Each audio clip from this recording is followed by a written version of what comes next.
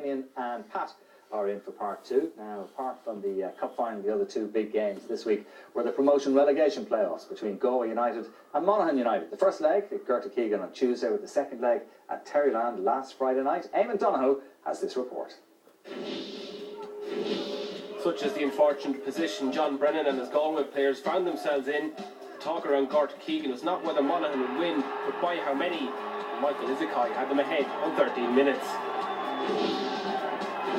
And so it remained for large parts of a tense encounter, but the latter stages were marred by a brawl, which ultimately led to 2 dismissals. Eric Foley and Gary Kelly both sent off for their involvement, meaning the pair would be out of the return leg. A return leg that would see a 2-goal lead for the First Division side.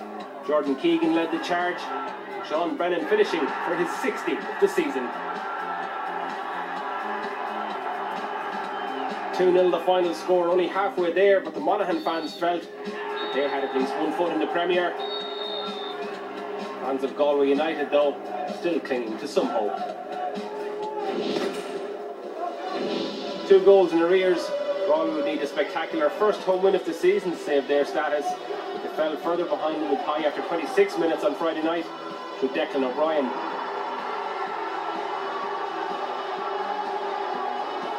Seven minutes later, and Monaghan struck again, once again through the veteran striker.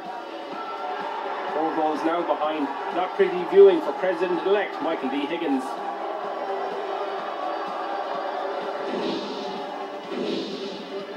Six minutes after the restart, visitors made it 3-0 on the night, 5-0 in aggregate.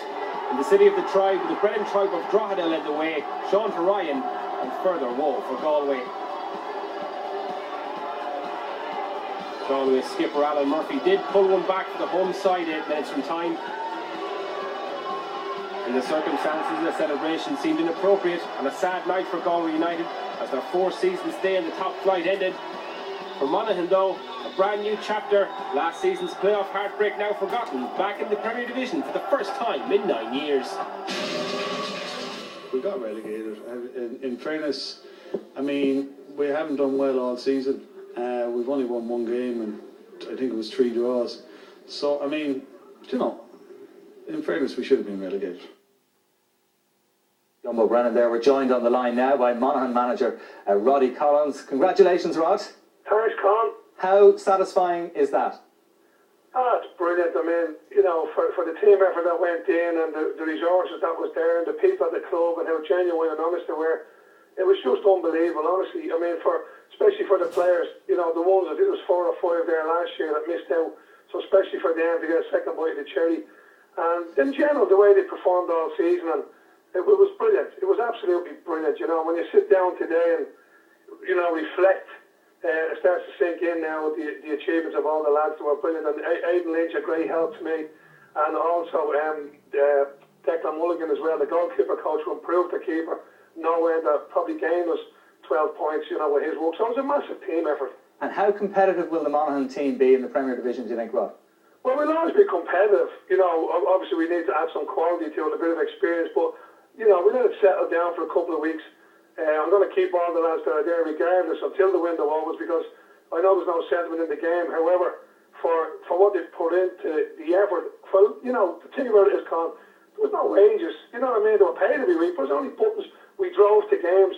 My wife made the pre-match meals in Tupperware dishes, you know. So the lads, I looked around and I thought, you know, they deserve a cracklet. We might take a few beatings along the way till the window opens, but at least when the window opens, I can sit down and say, look, thanks for your efforts. It's just not up to the mark, or, you know, surprise a few people. And can I just ask you one last thing before we let you go, Rod? A few rumours flying around linking you with other Premier Division clubs. Can you confirm, will you definitely stay with Monaghan for the new season? It's brilliant to have that, because I want 6 years to get back in.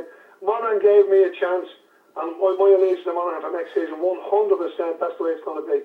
Well, listen, we wish you the very best of luck, Rod, and thanks a million for taking the call this evening. Best of luck in the new season. Thanks, Colin. And congratulations once again.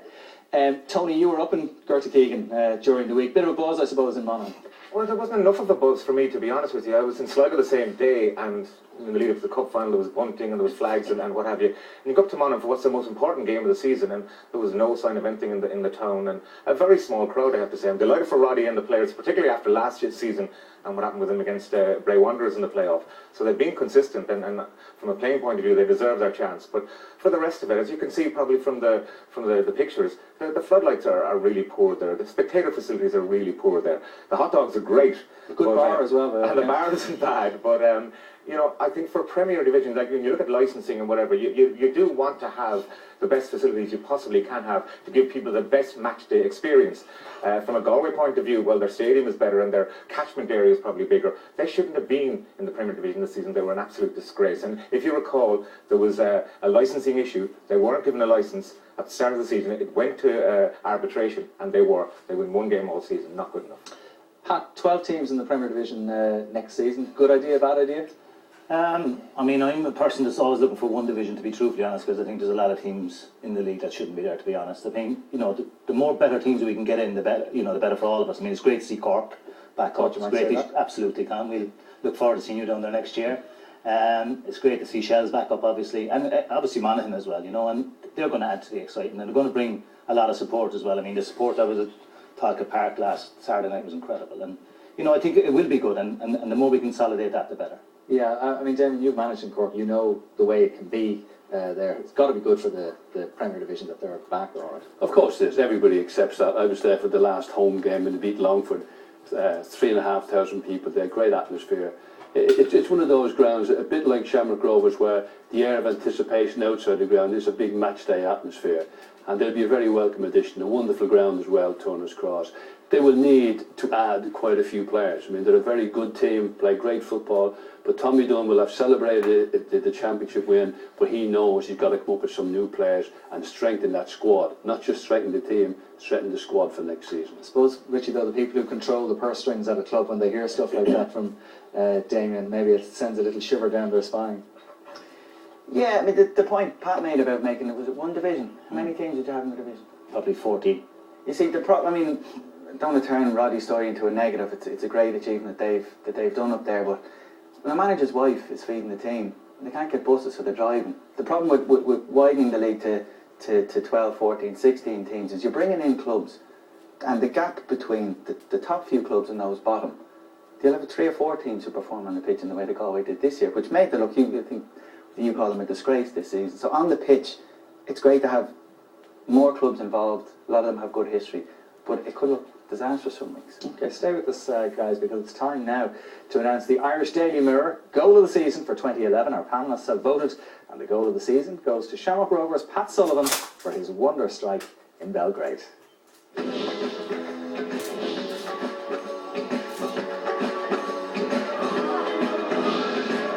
Harry McCabe's corner.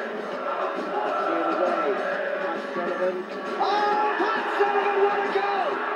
That's incredible! Yes, you see RTE MNS